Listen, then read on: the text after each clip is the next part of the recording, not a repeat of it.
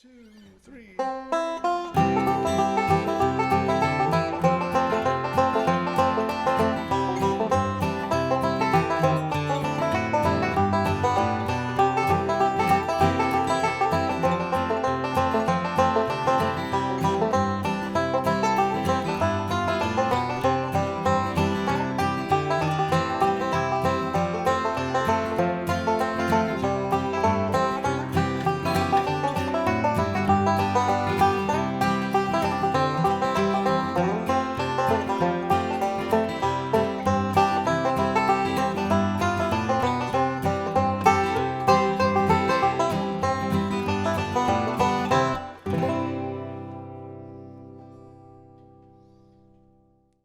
Howdy, bum butter dum, C chord.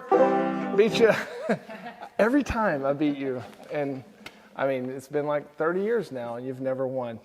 Welcome to banjobenclark.com. We're going to learn a straight ahead melody version to East Tennessee Blues on the banjo in a melodic style. I'm not going to call this a basic lesson because even when you play the regular old melody notes for East Tennessee Blues, it's a lot.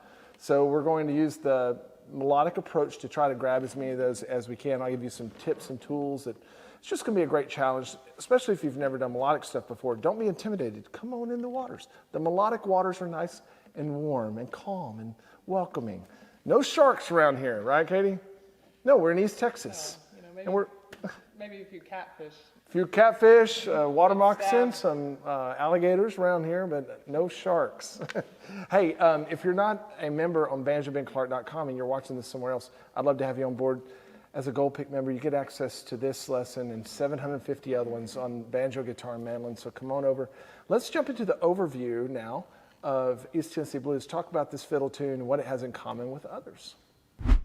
Today we're going to learn a straight ahead melody for East Tennessee Blues. I don't want to call it basic because even the most pared down melody version of East Tennessee Blues has a lot of notes, and the way that we're going to get them on the banjo is a bit challenging. We're going to use a melodic approach. It's a lot of fun, but it is a bit challenging. That's why I have this listed as an intermediate lesson, even though this is as basic as I would probably try to play this melody.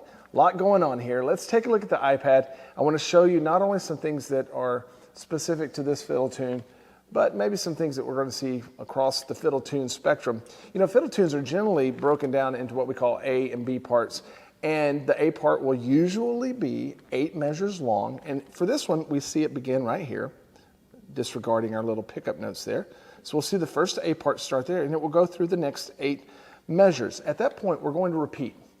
We're going to play that A part one more time. I don't do a lot of changes in this arrangement, particularly because I do want to keep it as straight ahead as we can possibly go. So we're going to start our second A part there and end it there. So here on the first page, we have our 2 A parts, and beyond that, we'll see some similarities. You see that this whole 4 measures here is the exact same as these 4 measures. In fact, these 2 measures here are almost identical to those 2 measures there. We do have a bit of a different ending because we're getting ready to climb up into the B part, which does have a different melody. Let's take a look at that. The chords are the same, but the melody is going to shift.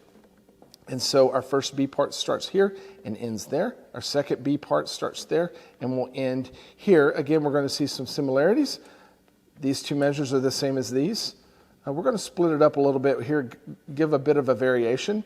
And as well, on the last lines of the B parts, we're going to have some more variation. However, we're bringing in some licks that we've already seen before.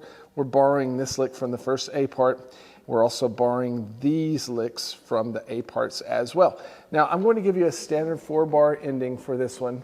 And we're going to begin there in measure 35. And you'll hear it, or you heard it in the performance version. It's like a traditional Scruggs G ending, just moved up to the key of C. And we are playing in the key of C. Remember that. We're in standard tuning, but we're in the key of C, and we're not using a capo. And that in itself will present maybe just a little difference to you. You know, it could be a challenge just because you're not used to grabbing these particular notes with open G tuning. But we're going to get over that hurdle, and we're going to learn a lot more. So now let's jump into the A part to East Tennessee Blues melody version.